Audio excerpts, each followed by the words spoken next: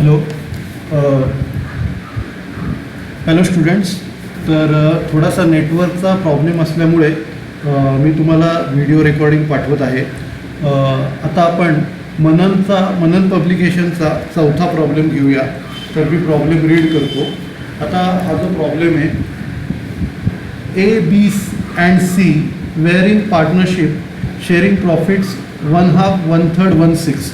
आता नीट लक्ष द्या. याच्यात जे रेशो दिलेत ना ते त्यांचा डिनॉमिनेटर सेम नाही आहे. रेशोचा डिनॉमिनेटर सेम नाही आहे. तर आपल्याला कसं आहे त्यांचा डिनॉमिनेटर सेम करावा लागेल. तर तो कसा करतो आपण स्टार्ट करूया. पहिली स्टेप आपल्याला त्यांचे डिनॉमिनेटर सेम करायला लागतील. तर आता हा मनन पब्लिकेशनचा चौथा प्रॉब्लेम आहे. तर इकडे पहिल्यांदा रेशो सेम करूया. 1/2 नंतर 1/3 आणि दुसरं 1/6 असे 3 आहेत.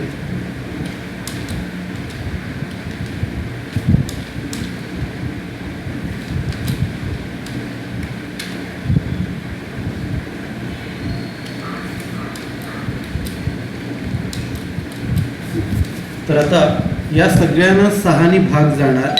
तर 6 2ला डिवाईड केले की 3 येणार. 6 3ला डिवाईड केलं 2 येणार. आणि 6ला डिवाईड केलं 1 येणार. म्हणजे यांचा रेशो झाला 3:2:1.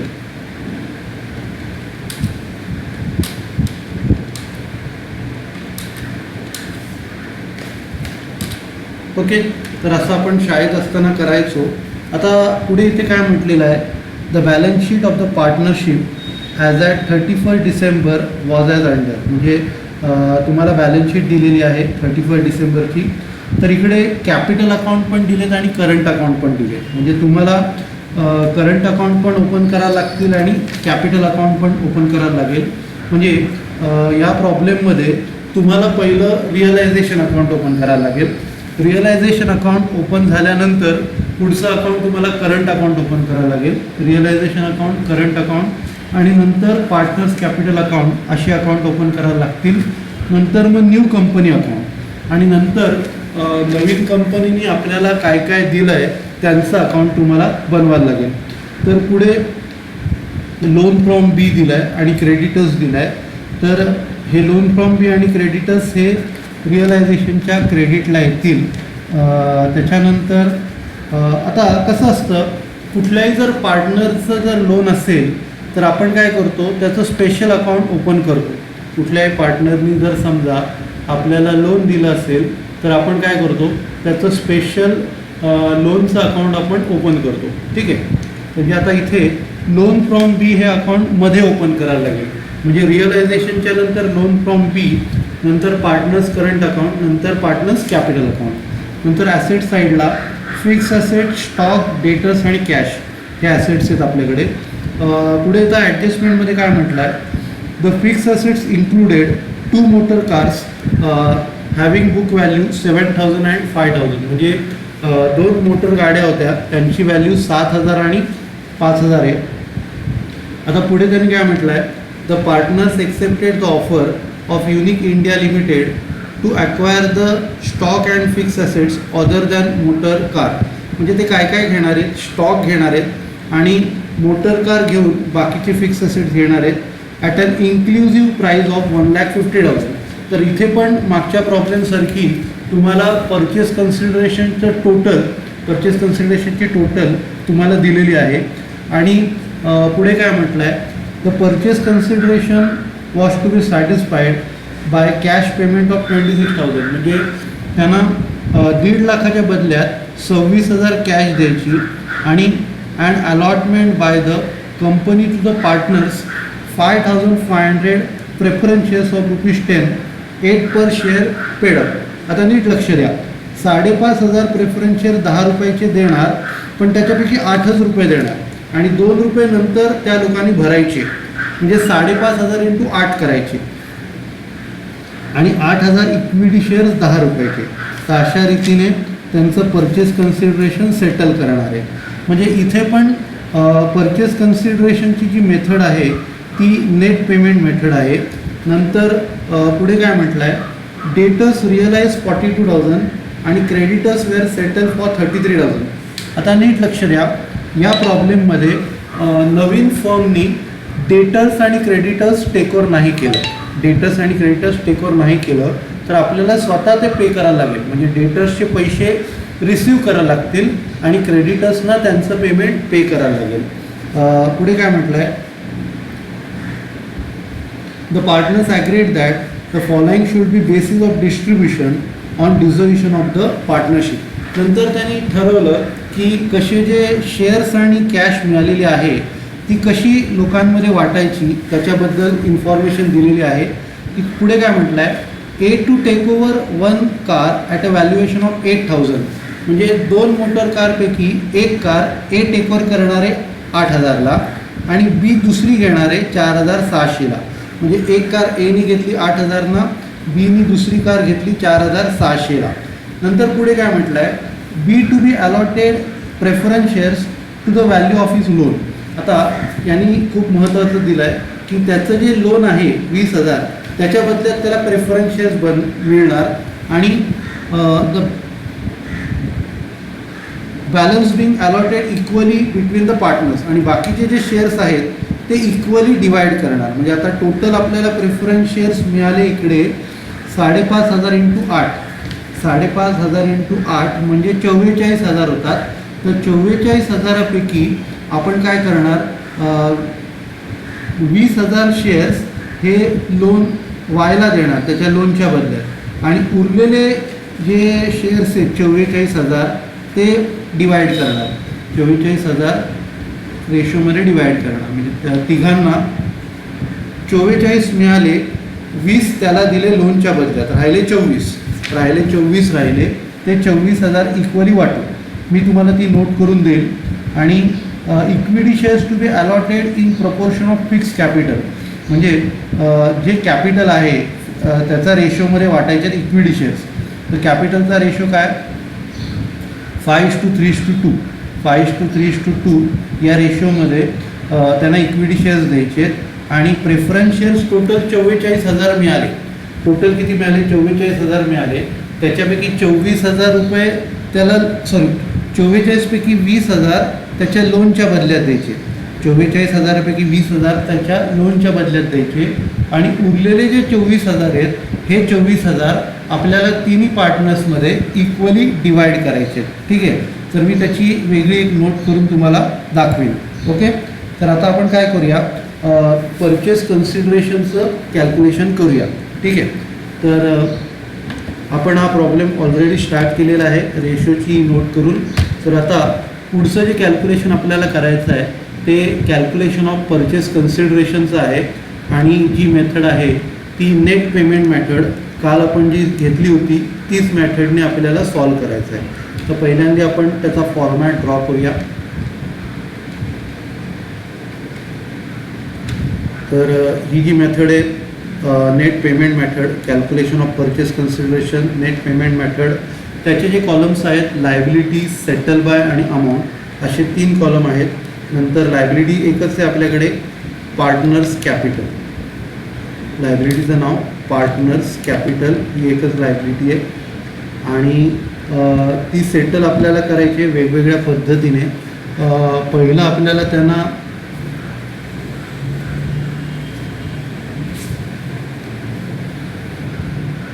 ॲक्च्युली इकडे तुम्ही partners capital and loan from x असं म्हटलं तरी चालेल, पण दोन्ही त्याच्यात इन्वॉल्व आहेत ना. तर दोन्ही तुम्ही इकडे दोघांची नावं इथे टाका. सेपरेट दाखवायची गरज नाही की याच्यापैकी प्रेफरन्शियल याचे एवढे, ते आपण सॉल्व करताना ते त्याचा इफेक्ट देऊया. ठीक आहे. तर आता 2 लायबिलिटीज आहेत त्यांचे, पार्टनर्स कॅपिटल आणि लोन फ्रॉम एक्स, या दोन्ही आपल्याला पे करायचे आहेत. आता सेटल बायमध्ये पहिल्यांदा आपल्याला काय मिळालेले आहेत, प्रेफरन्स शेअर्स मिळाले 8,800 5,500 प्रेफरन्स शेअर्स. आता इथे रेट आपल्याला टाकायला लागेल. तर इकडे पहिलं कॅश मिळाली, पहिली कॅश मिळाली आपल्याला 26,000 रुपये कॅश आपल्याला मिळाली 26,000 रुपये. त्याच्यानंतर प्रेफरन्स शेअर्स मिळाले आपल्याला 6% प्रेफरन्स शेअर्स 5,500, 6% प्रेफरन्स शेअर्स 8 रुपयाचे, 5,500, 6% प्रेफरन्स शेअर्स 8 रुपयाचे आपल्याला मिळालेले आहे.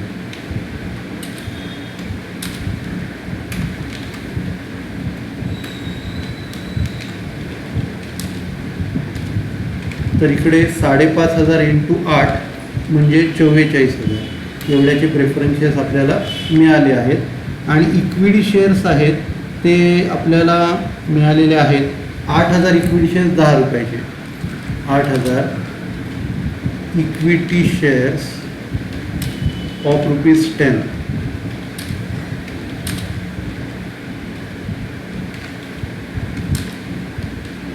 म्हणजे 80,000.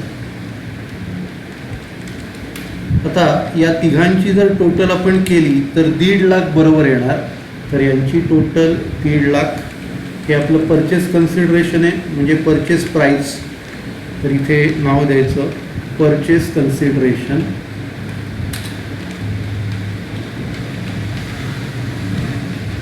आता आपण एक पुढचं एक कॅल्क्युलेशन करूया, म्हणजे हे जे मिळालेले आहेत आपल्याला शेअर्स आणि प्रेफरन्स शेअर्स आणि इक्विटी शेअर जे आपल्याला मिळालेत ते कशा प्रकारे पार्टनर्स लोकांमध्ये वाटले त्याची एक नोट आपण इकडे करूया, म्हणजे तुम्हाला व्यवस्थित आयडिया येईल. आता बघा इथे एक नोट करूया, डिस्ट्रीब्युशन ऑफ शेअर्स. ही नोटमुळे तुम्हाला व्यवस्थित कळेल कसे आपण शेअर्स वाटलेत ते. खूप छान प्रॉब्लेम आहे हा. पर्टिक्युलर्स, त्याच्यानंतर टोटल आणि ते कसे कसे आपण लोकांना दिले. पहिलं आपण इकडे नाव देऊया loan from B. Loan from B. त्याच्यानंतर ए, बी आणि सी.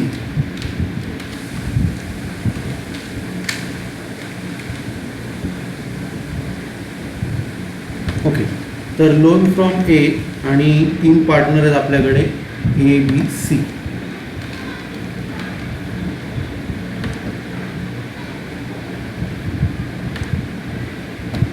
ओके, आता नीट लक्ष द्या. पहिलं आपण डिवाइड करणार आहोत प्रेफरन्स शेअर्स.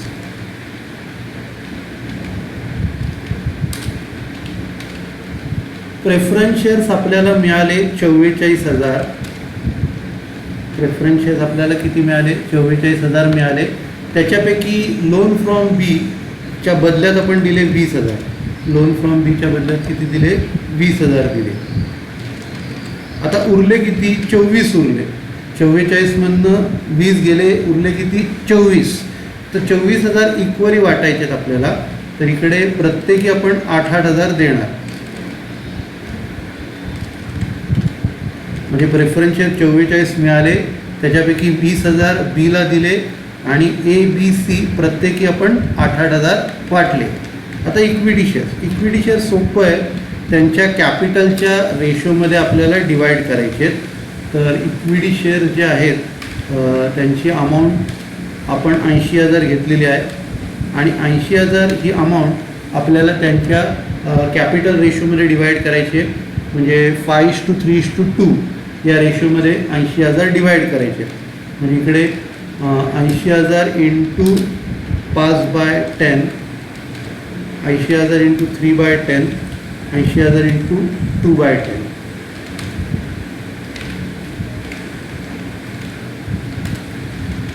तर इकडे लोनचं काय द्यायचा प्रश्नच येत नाही. म्हणजे इकडे 80,000चे 5/10 म्हणजे इकडे 40,000 येणार. नंतर 80,000चे 3/10 24,000 येणार आणि 80,000चे 2/10 16,000. तर या अमाऊंट्स आपण काढल्या. ओके, तर एकदम सोपं आहे. 44पैकी 20,000 आपण लोन फ्रॉम बीच्या बदल्यात दिले. उरलेले जे 24,000 होते ते तिन्ही पार्टनर्सना आपण इक्वल रेशोमध्ये डिवाईड केलेत, म्हणजे प्रत्येकी 8,000 दिले आणि इक्विटी शेअर जे 80,000 मिळाले ते आपण पार्टनर्स लोकांना दिले. ओके, तर आता आपल्याला अकाउंट्स ओपन करायचे आहेत. तर अकाउंट्समध्ये पहिलं रिअलायझेशन अकाउंट आपल्याला ओपन करायचं आहे. तर इकडे in the books of A, B and C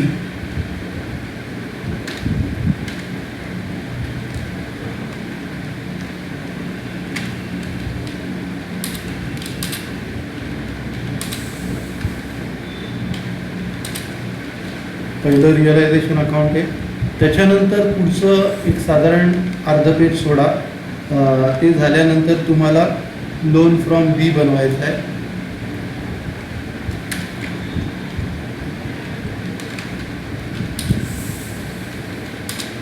loan from B account. आता इकडे लोन फ्रॉम बीला जास्त जागा सोडायची गरज नाही, एक 5 ओळी सोडा. नंतर पार्टनर्स करंट अकाउंट. आता या प्रॉब्लेममध्ये 3 पार्टनर्स आहेत, एक 5 ओळी सोडा आणि पार्टनर्स करंट अकाउंट तुम्हाला आता बनवायचं आहे.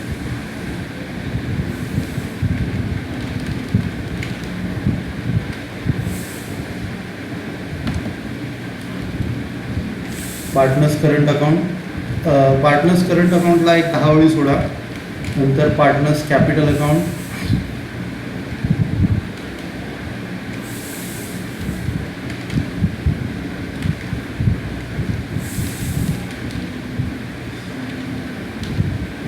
त्याला पण 10 ओळी सोडा. पार्टनर्स कॅपिटल अकाउंट नंतर नवीन कंपनीचा अकाउंट बनवायचा आहे.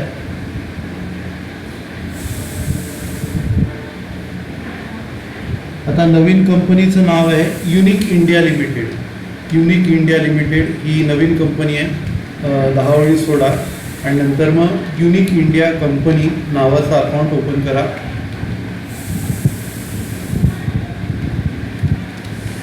Unique India company account.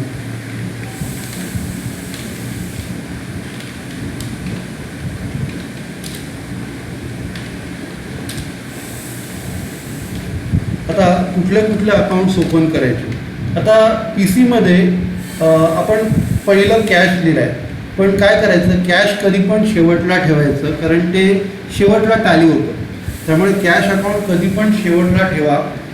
Unique India नंतर पहिलं प्रेफरन्स शेअर्सचं अकाउंट ठेवा, नंतर इक्विटी शेअर्स ठेवा, नंतर कॅश ठेवा. इक्विटी आणि प्रेफरन्स शेअर्स खालीवर असली तरी काय फरक नाही पडणार, पण कॅश अकाउंट हे लास्टलाच घ्यायचं. आता पुढे 6% preference shares in unique India, याला साधारण 10 ओळी सोडा. नंतर 6% preference shares in unique India.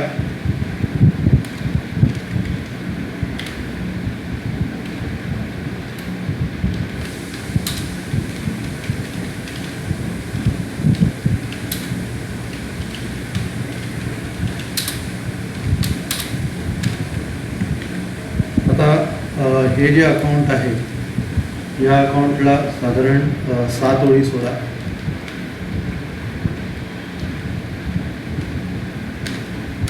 आणि मग equity shares in unique India,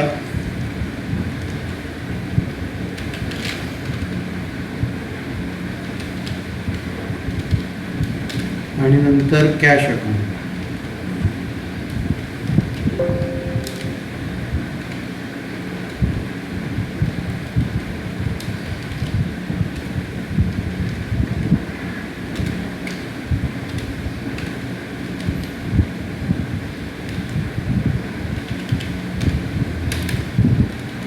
okay, तर ही आपण अकाउंट्स ओपन केली. आता आपण पोस्टिंग स्टार्ट करूया. सगळ्यात पहिलं जे आहे ते कॅपिटल आहे. कॅपिटल येणार पार्टनर्स कॅपिटलच्या क्रेडिटला. तर इकडे लिहायचं by balance brought down 50,000, 30,000, 20,000. By balance brought down 50,000, 30,000, 20,000. Okay, तर पहिल्यांदी कॅपिटलचे बॅलन्स आपण टाकले. नंतर करंट अकाउंटचे बॅलन्स आपण टाकूया. करंट अकाउंटचे 24,000, 18,000, 13,000 बाय बॅलन्स ब्रॉट डाऊन 24,000, 18,000, 13,000.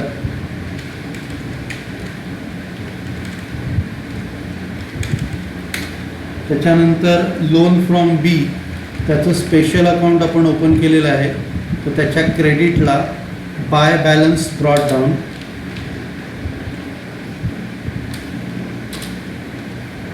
म्हणजे कॅपिटलच्या क्रेडिटला, करंटच्या क्रेडिटला आणि लोन फ्रॉम बी जे आहे ते लोन फ्रॉम बीच्या क्रेडिटला आपण ते पैसे ट्रान्सफर केलेले आहेत. आणि नंतर क्रेडिटर्स जे आहेत ते रिअलायझेशनच्या क्रेडिटला बाय सन्ड्री लायबिलिटीज हेडिंग द्यायचं.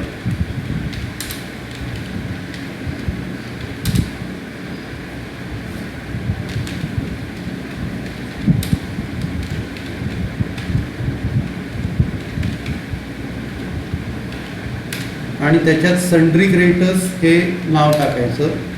एकच लायबिलिटी आहे त्याच्यात. आणि त्याची जी अमाऊंट आहे 35,000. तर आपली लायबिलिटी साईड पूर्ण झाली. आता ॲसेट साईडला टू सन्ड्री ॲसेट्स त्याच्यात पहिलं येणार फिक्स्ड ॲसेट्स.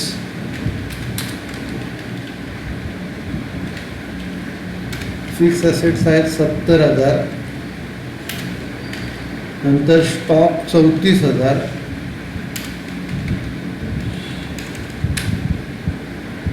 नंतर डेटर्स 45,000.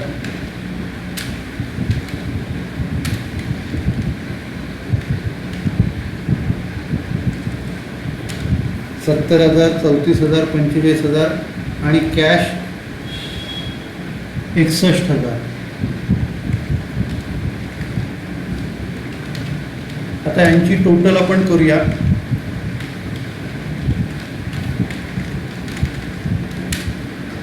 $2,10,000.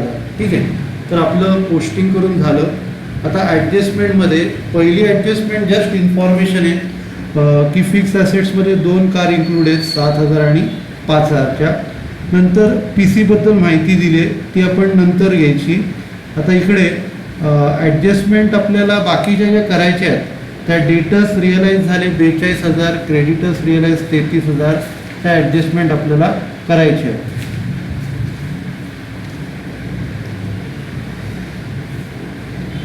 ॲक्च्युली इकडे तुम्ही काय करा, आपल्याला कॅश रिअलाईज झाले ना, तर तुम्ही काय करा, हे कॅश जे आहे ते अकाउंटला टाका. म्हणजे इकडे कॅश न घेता बाकीच्या अमाऊंट घ्या.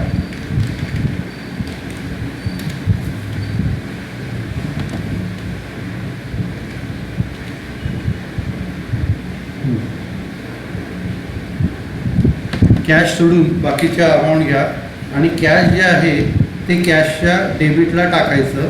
याचं कारण आपण डेटर्सकडनं पैसे घेतलेले आहेत आणि क्रेडिटर्सनं सेटल केलेलं आहे. तर कॅशशी रिलेटेड एक अख्खी ॲडजस्टमेंट आहे.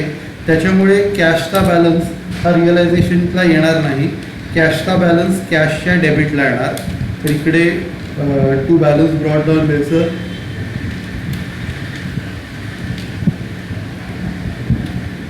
टू बॅलन्स ब्रॉट डाऊन आणि त्याची जी अमाऊंट आहे 61,000. आता आपल्याला काय करायचं आहे, इथे डेटर्स रिअलाइज 42,000 आणि क्रेडिटर्स 33,000. म्हणजे डेटर्सचे आपल्याला 44,000 मिळाले. तर आता आपण काय करूया, डेटर्सचे 42,000 मिळाले. तर इकडे रिअलायझेशनच्या क्रेडिट साईडला बाय कॅश ब्रॅकेटमध्ये डेटर्स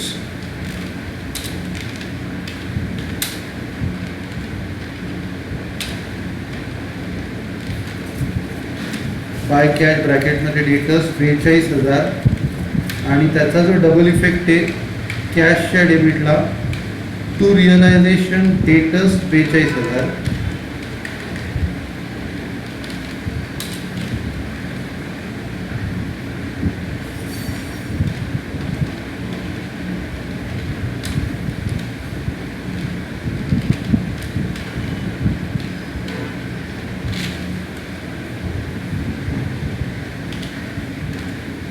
त्याच्यानंतर क्रेडिटर्सची उलटी एंट्री येणार.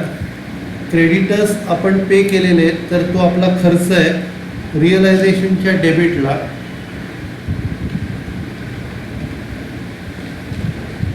टू कॅश, इथे क्रेडिटर्स,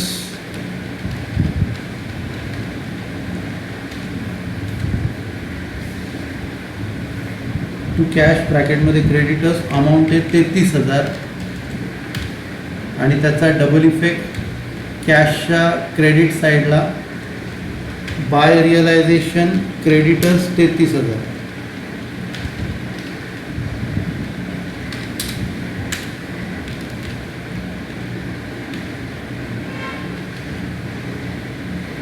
बाय रिअलायझेशन ब्रॅकेटमध्ये क्रेडिटर्स, त्याची जी अमाऊंट आहे 33,000 आणि त्याचा जो हा इफेक्ट दिला. पहिला इफेक्ट आपण दिला रिअलायझेशनच्या डेबिटला टू कॅश ब्रॅकेटमध्ये क्रेडिटर्स 33,000, टू कॅश क्रेडिटर्स 33,000. दुसरा इफेक्ट कॅशच्या क्रेडिट साईडला बाय रिअलायझेशन ब्रॅकेटमध्ये क्रेडिटर्स, बाय रिअलायझेशन ब्रॅकेटमध्ये क्रेडिटर्स अमाऊंट 33,000. तर हे दोन इफेक्ट दिले. आता आपल्याला तुमची जी ॲडजस्टमेंट करायची आहे, यांनी कार टेकओव्हर केलेली आहे.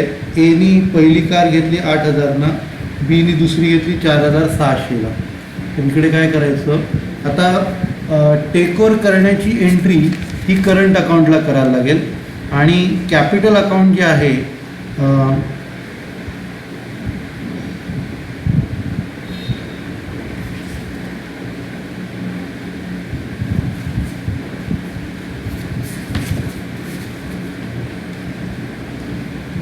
ओके, इथे काय करा तुम्ही कॅपिटललाच ट्रान्सफर करा आणि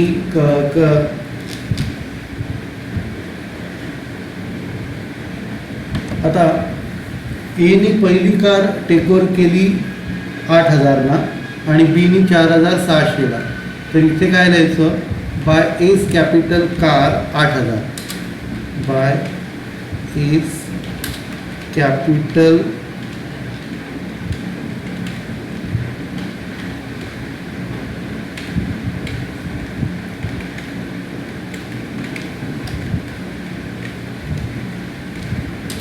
ब्रॅकेटमध्ये कार 8,000 आणि बाय बीज कॅपिटल ब्रॅकेटमध्ये कार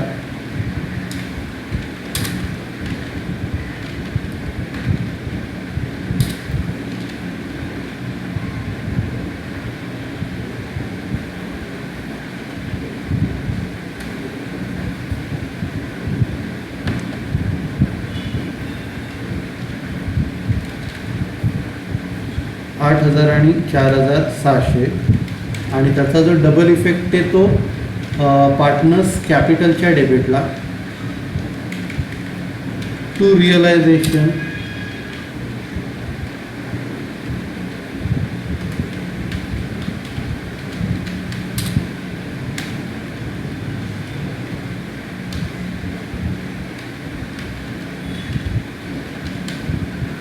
ब्रॅकेटमध्ये कार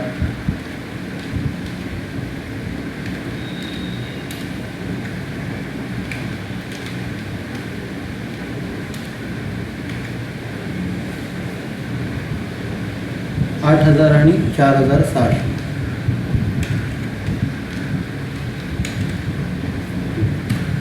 ओके.